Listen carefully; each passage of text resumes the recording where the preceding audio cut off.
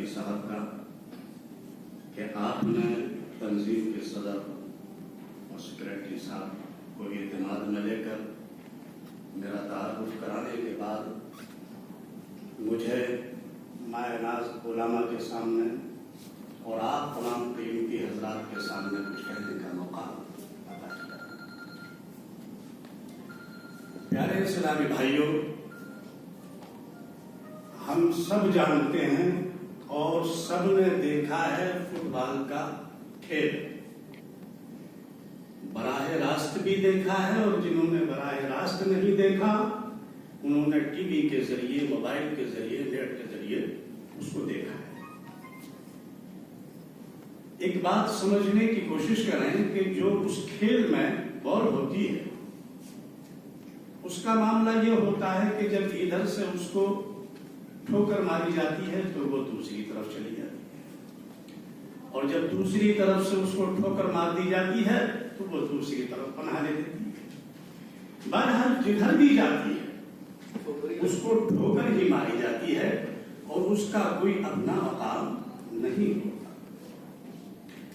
مجھے لگتا ہے کہ ایسا ہی کچھ آج ہمارے ساتھ بھی ہے کہ ہم جدھر بھی جاتے ہیں، جدھر بھی پناہ لیتے ہیں، جس کو سمجھتے ہیں کہ یہ ہمارا خیر خواہ ہے، ہمارا مخلص ہے، ہمدرد ہے، یہاں سے ہمیں کچھ ملے گا، وہیں سے ہمیں ٹھکرا دیا جاتا ہے۔ ایسا کیوں ہے؟ اس لیے کہ ہم نے اپنے وجود کو نہیں سمجھا، اپنی قیمت ہم نے نہیں جانی۔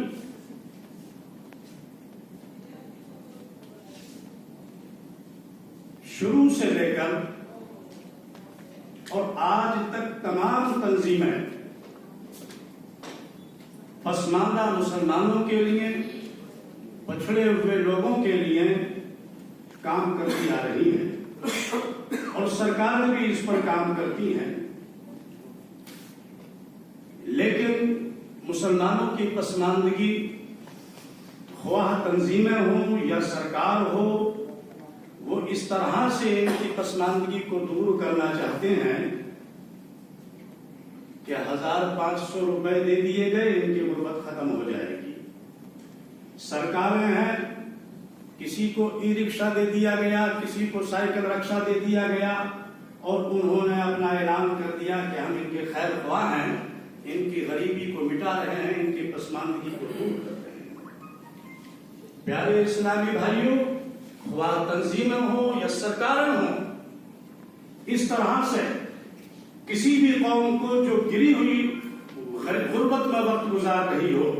اسے اوپر نہیں اٹھایا جا سکتا۔ یہ ایک بھیک کا طریقہ ہے، اور بھیک اتنی بری بیماری ہے کہ جس کو یہ بیماری لگ جاتی ہے وہ چھوٹتی نہیں۔ آپ دیکھیں ہر گلی نکڑ پہ، چوراہوں پر، مسجد کے دروازوں پر بھکاری ہی بھکاری نظر آتے ہیں۔ ان میں خواہ کسی بھی قوم کے ہوں، لیکن شکل اور لباس سے وہ ایسا لگتا ہے وہ ہماری ہی قوم کے لوگ ہیں۔ تو آخر یہ ان کی پسماندگی کس طرح سے دور کی جائے؟ اس پسماندگی کو دور کرنے کے لیے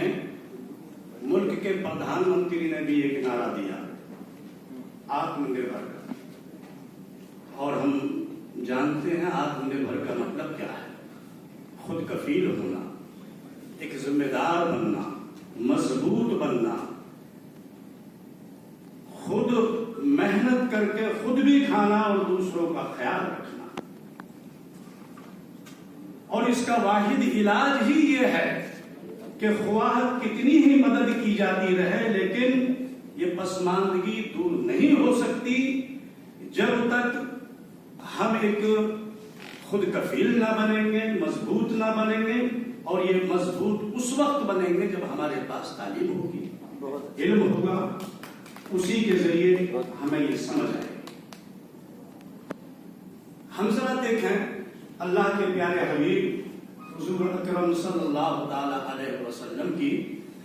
بارگاہ میں ایک سائل حاضر ہے، عرض کیا یا رسول اللہ یا حبیب اللہ میں بڑا پریشان ہوں، میرے بچے بھی بھوکے رہتے ہیں، مجھے بھی کچھ نہیں ملتا، گھر میں کچھ بھی نہیں، پریشان ہوں، اگر آپ کچھ دے دیں تو میرا کام بن جائے، اور اگر آپ بھی نہ دیں تو آپ اپنے دوستوں سے اشارہ کر دیں تو اس مدد سے میرا گھر بھر جائے گا۔ کیا اللہ کے نبی کو یہ مشکل تھا؟ بھوکے رہ کر اوروں کو کھلا دینے والے اپنا سب کچھ لوگوں کے لیے لٹا دینے والے یقیناً اس کا گھر بھر سکتے تھے، اپنے دوستوں کو اشارہ کر دیتے تو آپ کے دوست بھی اس شخص کے لیے اتنا دیتے کہ اس کو مالا مال کر دیتے، لیکن اللہ کے پیارے حبیب حضور سرور کائنات صلی اللہ تعالی علیہ وسلم نے فرمایا، دیکھا کہ اچھا جسم رکھتا ہے، جسم میں طاقت ہے، ہاتھ پیر صحیح سلامت ہے، کہا کہ تمہارے گھر میں کچھ ہے؟ یا رسول اللہ کچھ بھی تو نہیں ہے، وہ برتن ہے جس میں پانی پیا کرتا ہوں، میرے بچے بھی پانی پیتے ہیں، اور ایک کمبل ہے، کہا کہ اس کو لے آؤ۔ وہ سامان منگایا گیا اور اپنے دوستوں کے درمیان کہا کہ یہ خریدنا ہے، اس کی بولی لگاؤ، 1 درہم سے شروع ہوئی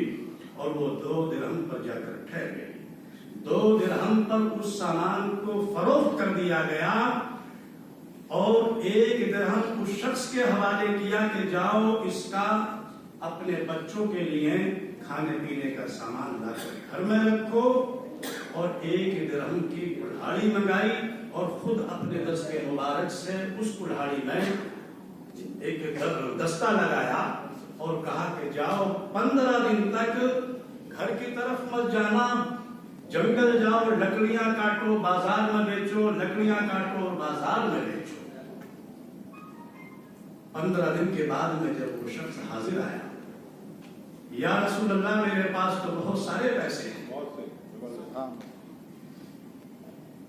آپ مسکرائے اور اپنے دوستوں سے کہا کہ جو سامان بیچا گیا تھا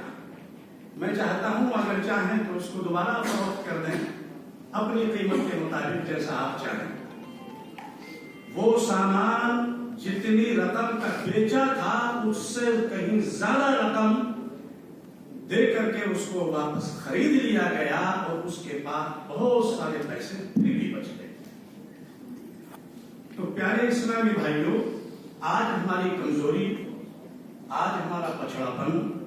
اور پسماندگی کا جو معاملہ ہے اس کی وجہ یہ ہے کہ ہم نے رسول اللہ کی تعلیمات پر عمل کرنا چھوڑ دیا، آپ کی سنتوں سے منہ موڑ لیا ہے اور علم سے ہم دور ہو گئے ہیں۔ جب تک ہم اپنی زندگی میں علم نہیں لائیں گے، تعلیم حاصل نہیں کریں گے اور خود کفیل نہیں بنیں گے، اس وقت تک یہ غربت اور یہ پسماندگی نہیں ہو سکتی۔